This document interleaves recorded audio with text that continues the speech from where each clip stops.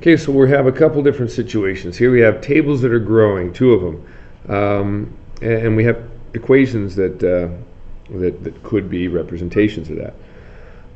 One thing I want to point out, your zero space is always going to be helpful. Okay, it's your initial value, your starting amount, your y-intercept, whatever you want to call it.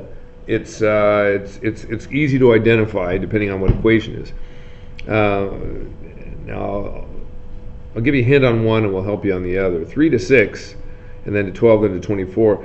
This is growing at an exponential rate, which means it's growing at an increasing rate, which means it's not your standard typical y equals mx plus b.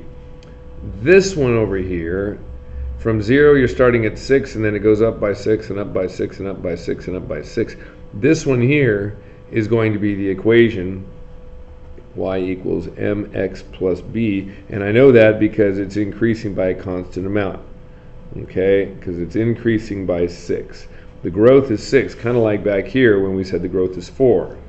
That's enough of that. I'll let you kind of try and figure out the equation at that point. We have a starting amount, we have a growth. Okay, I gave you more. But here it's going to be different, so we can't say that it's going to be a y equals mx plus b situation, so we can kind of do that. Now, the more you learn about this equation, the better you're going to be able to get at it. But another thing you can basically do is say, okay, well, what if I plug something in? If I plug 0 in for x, 2 to the 0 power is equal to 1. It wipes it out, and the answer is 3. Well, that's a possibility, isn't it? You plug in 0 here, 3 to the 0 power is also equal to 1. Well, that's a 2, and that doesn't seem to work. Now, if we forgot that something to the 0 power is equal to 1, you could have gone to something else. For example, 2. You plug in a 2 here. 3 squared is 9, and 9 times 2 is 18, which is not 12. So this one's 0 for 2. To go back here and double check, 2 squared, if I put the 2 in place of the x, because that's the x value, that's a 4.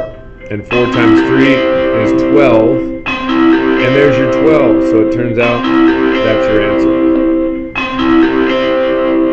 You can plug these in if you want, or you can simply just kind of